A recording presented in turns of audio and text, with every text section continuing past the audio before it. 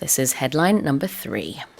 Infants and toddlers in Korea are entering daycare centers at younger ages and spending more time there, now averaging 7 hours and 31 minutes per day, or 19 minutes longer than in 2021, according to a new national childcare survey. 정부의 영유아 보육실태 조사 결과 우리나라 영유아들이 어린이집을 이용하는 시기가 빨라졌으며 이용 시간도 하루 평균 7시간 31분으로 2021년보다 19분 더 길어진 것으로 나타났습니다.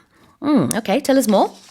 Yep. So the 2024 National Childcare Survey found that the average age for first-time enrollment in childcare facilities, it's dropped down to 19.8 months, so just over a year and a half old for the child, compared to 30 months in 2009, which would be basically 2.5 years old. So essentially, parents are sending their kids to childcare places about a year earlier or younger than they had in the past in 2009.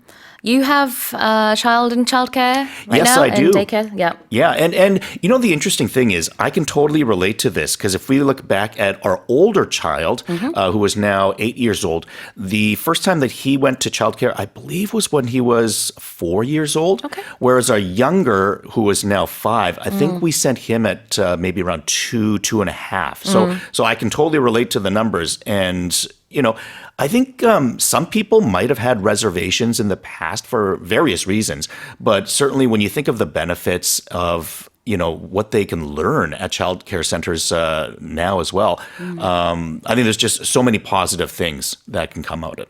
네, 이 교육부가 실시한 보육실태 조사 결과고요. 한 2,400여 가구 전국에 있는 이 가구를 대상으로 설문조사를 실시를 했는데 전반적으로 보게 되면은 어린이집에 가는 시기도 빨라졌고 그다음에 하루 이용 시간도 늘었고요.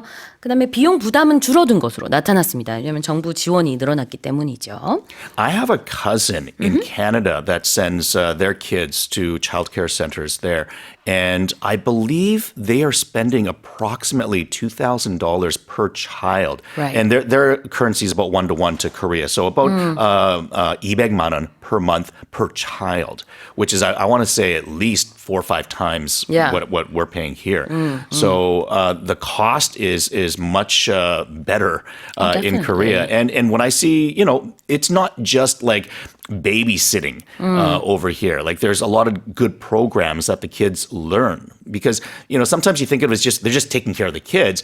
But when I see how much they're doing, how much they're learning at an early age in Korea, I think the services certainly are very good. Yeah, definitely. And what is 어린이집 in English? It'd be a daycare center, I guess. 그래요. 그게 여기 나와 있죠. Daycare Center.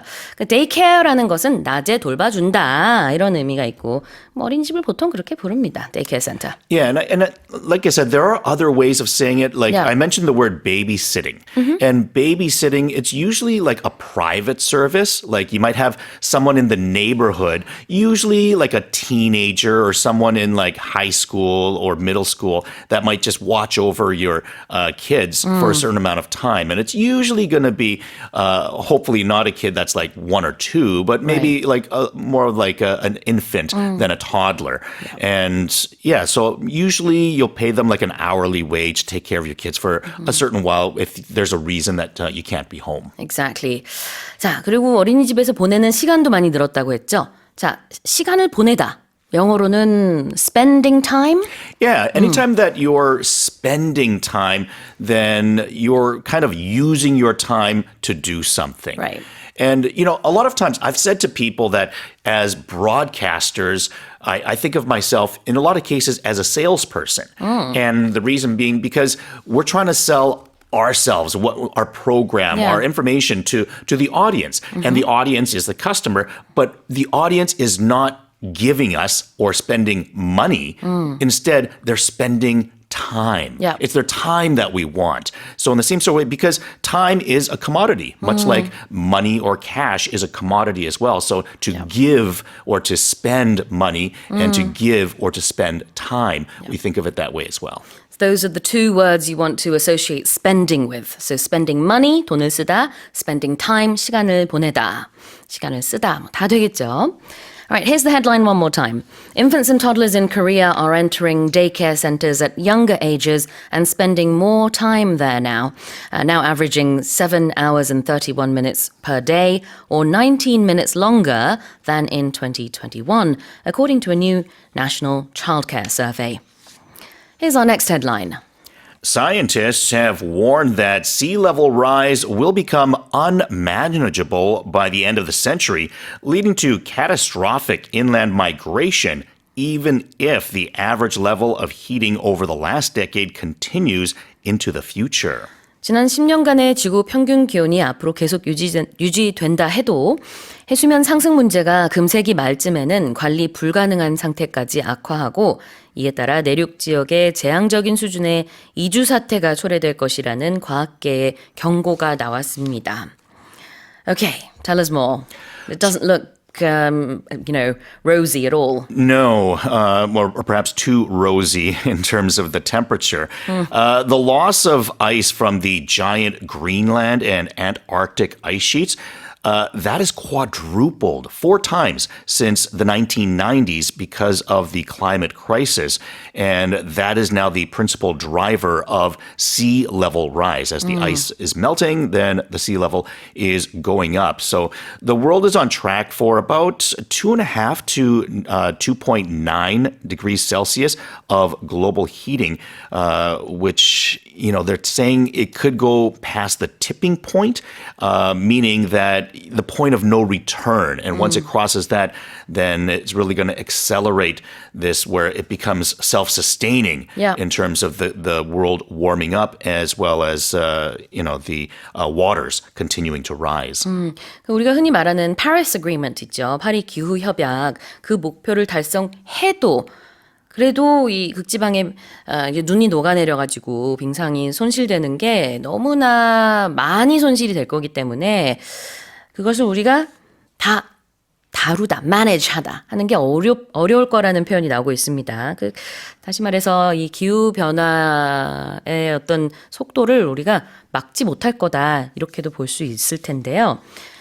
Something that's manageable or unmanageable means what? Something that you can deal with, something that, like a problem that you can solve. Right. And if you think of a manager at work, they're kind of taking care of the people below them. And they're kind of looking out and solving problems for them because it's usually the workers that are doing the work. And then you have like the manager above them that's kind of solving problems for them. They're dealing with these issues.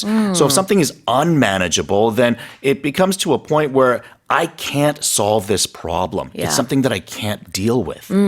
manage 할 수 있다라는 것은 내가 이것을 대처하고 해결할 수 있다 이런 느낌인데요. unmanageable이니까 다루기 힘들다, 즉 좀 불가피한 안 좋은 상황이라는 것을 뜻하죠. What about catastrophic? Something that is catastrophic is like a terrible disaster or something that is, you could just say it's bad. Yeah. But the word bad, it's just too general. So to use a word like catastrophic, it's kind of like making it something that's very, very, very, very, very, very, very, very bad. 재앙적이다라는 뜻이니까 상당히 나쁘다는 거겠죠. 네, 그렇습니다. 정말 이대로라면은 수억 명이 이동을 해야 되는 상황이 생길 수도 있다고 해요. 다시 한번 제가 읽어보겠습니다. Scientists have warned that sea level rise will become unmanageable by the end of the century, leading to catastrophic inland migration, even if the average level of heating over the last decade continues into the future. Now here's our final headline. An American man has defied age to achieve a new Guinness World Records title for the oldest man to perform a handstand at the age of 74 years and 145 days. 74세 한 미국 남성이 고령에 굴하지 않고 물구나무 서기를 한 최고령자 남성 부분에서 기네스 세계 기록을 달성했습니다. Okay, wow. Yeah, the first time I read the headline, I was curious. Okay, well, what constitutes a handstand? I remember as a kid trying to go upside down with my hands against a wall, or sometimes you do it on your head. But then how long can you hold that posture for? And can you use a wall or something to help you?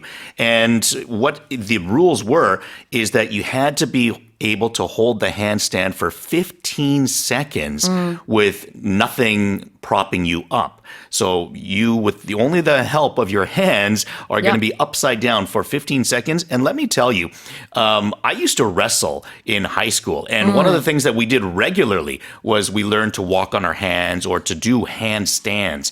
And I can tell you that that's actually really hard to do it for 15 seconds. Oh, yeah, definitely. 1, 2초도 힘들죠. 근데 15초 이상 해야 되거든요. 기네스 기록에 올라가려면은. 근데 이제 이 주인공이 누군가요? What's his name? Paul Budline. Yeah. So and the previous record was 70 years old. So he didn't just beat it by a couple of days or a few months. He beat it by 4 years. Yeah, he actually underwent hip surgery at the age of 70. And then he found out that the oldest person to have this record was 70. So he thought, okay, I'm going to give it a go. And he practiced every day. And now at age 74, he has broken that record. I wonder how long he could have done it for. I didn't see the actual time because he only had to do it for 15 seconds. But I wonder, could he have gone a minute or something if he needed to? Exactly. Be interesting. 자, 그래요. 그래서 나이를 거스르는 그런 굉장히 대단한 핸드스탠드를 한 것인데 defying age라고 표현을 하고 있습니다. If you defy something, then you go against something. So if it's like someone giving you an order and you deliberately not following that order. So you're doing the opposite, essentially, of what someone is telling you to do. So when we say that you defy age, then you're supposed to age. Everybody ages, but you're saying, nope. I'm not going to age. I laugh at age. I go against age. I'm not going to do what age tells me to do. More commonly, we use the expression to defy gravity. And that's what a handstand is actually doing because you're going upside down. Whereas, gravity wants to pull you down. You're putting your feet up in the air. But this person not only defied gravity, he also defied age. Yes. 나이를 거스르는 그런 물구나무 서기를 했어요. 자, 물구나무 서기는 영어로 do a handstand, right? Yeah, so a handstand, as mentioned, you're just being only on your hands, being upside down. So you don't have the aid of your head and you don't have the aid of another person holding your feet. 네, 물구나무 서기 명사는 handstand. 그걸 동사로 쓰고 싶을 때는 do a handstand, perform a handstand 이렇게 다양한 동사를 사용하실 수 있어요. 다시 한번 제가 읽어보겠습니다. An American man who has defied age to achieve a new Guinness World Records title for the oldest man to perform a handstand at the age of 74 years and 145 days.